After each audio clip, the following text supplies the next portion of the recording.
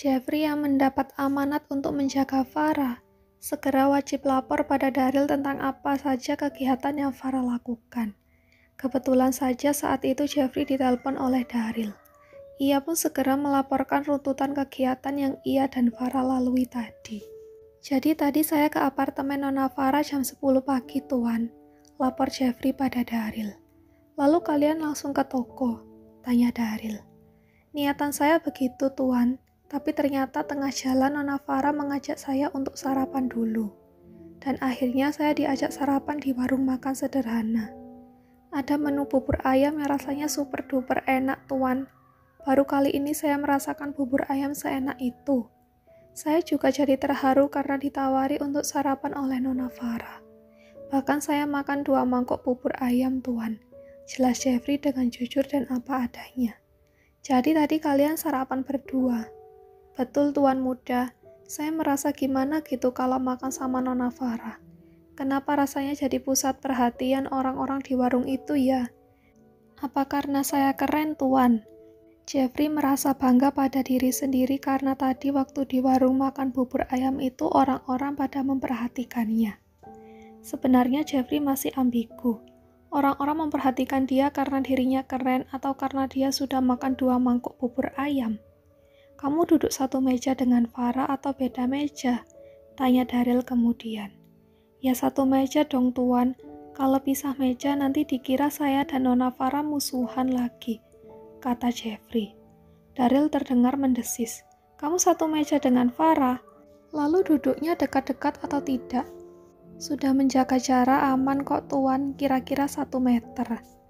Lagi Daryl makin mendesis. Jadi orang-orang mikirnya kamu itu pacarnya Farah. Ngapain kamu duduk satu meja dengan Farah? Memangnya saya ada kasih kamu perintah begitu? Sungut Daryl. Jeffrey tertegun sejenak, mengingat-ingat apakah atasannya itu pernah memberi perintah begitu. Rasanya Tuan Muda tidak pernah memberi saya amanat begitu. Oh, lebih tepatnya Tuan tidak pernah membahas bagaimana aturannya kalau saya diajak makan dengan Nona Farah. Daryl menghela napasnya dengan berat sambil memijit keningnya biarpun Jeffrey tidak melihat. Tapi Daryl jelas menyiratkan kekesalannya karena Jeffrey sudah berani makan berduaan dengan Farah. Daryl tak mau menerima alasan biarpun sebenarnya Farah lah yang menawarkan untuk sarapan bersama dengan Jeffrey barusan. Jadi pasti itu alasan kenapa orang-orang liatin kamu. Karena kamu sarapan sama cewek cantik. Wah, bisa jadi juga, Tuan. Soalnya ada bapak-bapak yang mendekati Nona Farah waktu di sana, ujar Jeffrey lagi. Hah? Bapak-bapak? Terus sudah kamu usir? Sudah kamu marahi?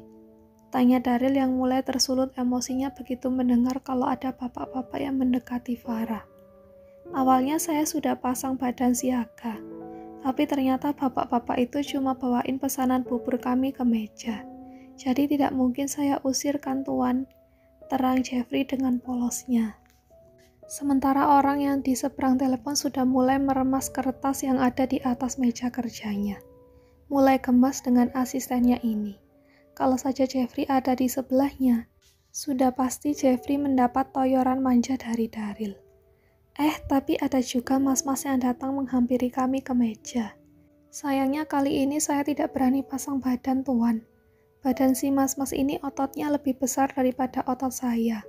Lanjut Jeffrey. Dia ngapain ke meja kalian? Tanya Daryl. Mas-mas yang ototnya besar ini datang bawa teh hangat pesanan kami, Tuan. Jadi sekarang saya paham kenapa otot di lengannya bisa besar-besar begitu. Dia sanggup membawa banyak gelas sambil berkeliling menyerahkan satu persatu minuman pesanan itu, Tuan. Daryl tak bisa berkata-kata lagi. Tak hanya ingin menoyor, tapi juga ingin menghempas manja poni ala opa-opa Korea milik Jeffrey. Sungguh terlalu. Bisa tidak kamu memberi saya informasi yang berbobot? Tanya Daryl dengan nada suara yang mulai meninggi. Aduh maaf, saya cuma cerita apa adanya, Tuan. Kan kata Tuan saya harus melaporkan runtutan kegiatan bersama Nona Farah. Oke, ceritakan yang penting-penting aja. Kamu tidak perlu cerita masalah bapak-bapak yang mengantar pesanan kalian. Ataupun mas-mas yang punya otot besar pengantar teh hangat itu. Oh, kalau begitu ada satu yang penting, Tuan, kata Jeffrey kemudian. Yakin yang ini penting, bukan cerita aneh-aneh lagi. Daryl memastikan sebelum akhirnya hipertensinya kumat gara-gara Jeffrey. Yakin tuan muda. Oke, apa itu? Jadi saya bertemu dengan sopir pribadi Nona Jessie, tuan, kata Jeffrey kemudian. Daryl langsung membenahi posisi duduknya. Ia juga memasang telinganya dengan baik-baik. Maksud kamu Arion? Benar sekali tuan muda. Saya melihat Arion itu di sini, di toko. Saya bingung kenapa pakaian dia sekarang rapi sekali. Dan mobilnya juga bukan mobil milik Nona Jessie ya. Mendengar itu Daryl jadi geram. Ingin rasanya menyusul ke toko perhiasan saat itu juga. Begitu tahu kalau Arion ada di sana. Padahal Arion sudah tahu kalau Farah telah memiliki kekasih. Dan itu tentu saja Daryl. Lalu kenapa lagi Arion harus mampir ke sana? Benar-benar meresahkan. Apa dia mengobrol dengan Farah? Tanya Daryl lagi untuk memastikan. Tangannya sudah mengepal kuat. Betul tuan. Apa? Teriak Daryl. Tuan sabar dulu. Gimana saya bisa sabar kalau pacar saya didekati oleh Arion lagi? Jeffrey jadi ketakutan sendiri mendengar nada tinggi dari Daryl. Begini tuan, Arion itu tidak datang sendiri ke sini. Dia datang bersama salah satu pegawai di toko ini. Itu namanya kalau tidak salah Novia, tuan. Daryl tak terdengar lagi suaranya. Ia hening sejenak seperti berpikir sesuatu. Halo tuan muda, halo. Jeffrey mencoba memanggil Daryl. Kenapa dia bisa datang bersama Novia? Tanya Daryl tiba-tiba. Kini nada suaranya mulai melemah. Nah, kalau itu saya belum... Kamu teleponan sama siapa, Jeff? Suara Farah tiba-tiba terdengar muncul di belakang Jeffrey. Jeffrey kaget. Dengan perlahan dia membalikkan tubuhnya dan mendapati Farah yang sedang melipat kedua tangannya di depan dada. Saya tanya, kamu teleponan sama siapa? Kenapa sembunyi-sembunyi dan bisik-bisik? Lagi Farah mencecarnya dengan pertanyaan. Jeffrey spontan menurunkan gawainya dari telinganya. Ini telepon dari... Siapa? Daryl, tebak Farah langsung. Jeffrey masih keluh. Bingung apa harus terus terang kalau sedang laporan dengan Daryl atau harus berbohong pada Farah. Tanpa pikir panjang, Farah langsung merampas gawai milik Jeffrey dengan paksa dari tangannya. Farah pun langsung melirik ke layar gawai itu. Rupanya panggilan telepon dari Daryl masih berlangsung. Ia pun tersenyum miring ke arah Jeffrey. Jeffrey menutup wajahnya dengan tangan. Rasanya seperti maling yang ketahuan. Ia bingung harus bagaimana lagi selain menutupi wajahnya karena malu. Farah menempelkan gawai tersebut di telinganya. Keadaan aman terkendali, tuan muda, kata Farah pada Daryl. Loh, kenapa jadi kamu? Daryl dibuat kebingungan karena suara Jeffrey tiba-tiba berubah menjadi suara Farah.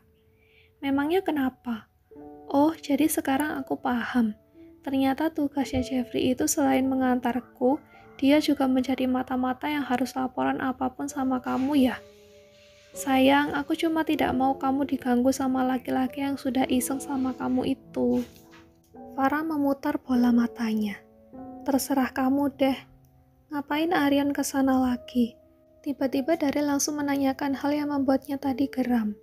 Farah langsung mengarahkan pandangan ke Jeffrey. Pastinya Jeffrey yang sudah memberi informasi itu pada Daryl. Asisten Daryl itu tak berani menatap ke arah Farah. Takut kena lahap omelan. Kamu mau tahu? Tanya Farah balik. Maulah. Rahasia. Farah langsung menyudahi panggilan telepon itu sambil tersenyum puas ke arah Jeffrey. Biar aja bos kamu itu penasaran. Ucap Farah seraya menyerahkan kembali gawai milik Jeffrey. Kemudian menjauh pergi.